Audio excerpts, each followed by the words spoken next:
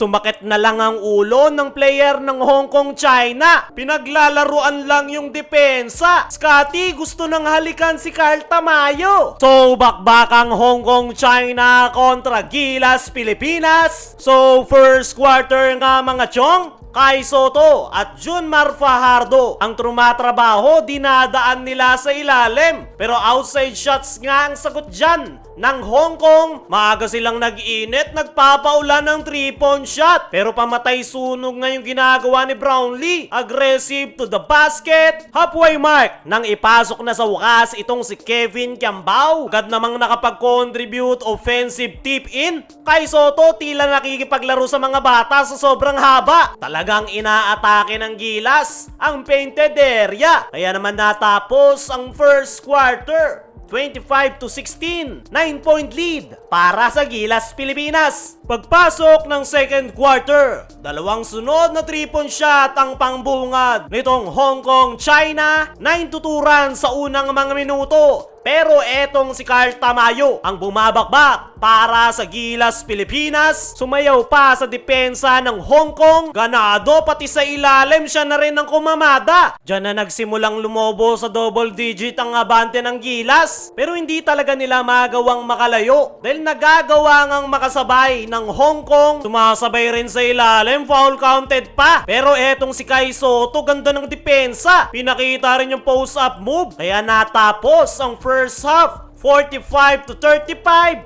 10-point lead para sa Gilas Pilipinas. Leading scorer yung Twin Tower ng Gilas, Junmar at Kai Sotto with 10. Choi Kwan Chai at Xu Wan Leung naman na may 8 points sa Hong Kong China. Pagpasok ng third quarter, Junmar ang unang pupuntos. Medyo natagalan yung scoring drought ng dalawang kupunan. 7-minute mark nang makapuntos na sa wakas ang Hong Kong. Galing yan sa 3-point shot nitong si Leung. Gumawa na ng paraan nitong si Scotty. Ganda ng setup niya dito kay Kai, 200 jump sabay tikada sa 3-point area. Nandyan nga rin itong si Junmar Fajardo. Tuloy-tuloy na yung mainit na opensa ng ating national team. Under 2-minute mark, Scotty at Brownlee na ang trumatrabaho para sa Gilas. Dominante si Brownlee. Itikada na naman ng another 3 si Scotty. Dying second, nakapagbaon pa ng buzzer beater shot ang Hong Kong, kaya natapos ang third quarter 67-43, 24-point lead para sa Gilas Pilipinas. Fourth and final quarter, yung mga bata na yung tumatrabaho sa Gilas. 3-point shot ni Kiambao. Mainit pa rin si Carl Tamayo, 5 straight points. Kinagawan pa ng puntos si Kevin Kiambao. Sumasakit na lang tuloy yung ulo ng Hong Kong players. Hirap na hirap, maaga nang sumuko. Lumobo na lang ng lumobo yung kalamangan ng Gilas at sila nga yung kukuha ng panalo.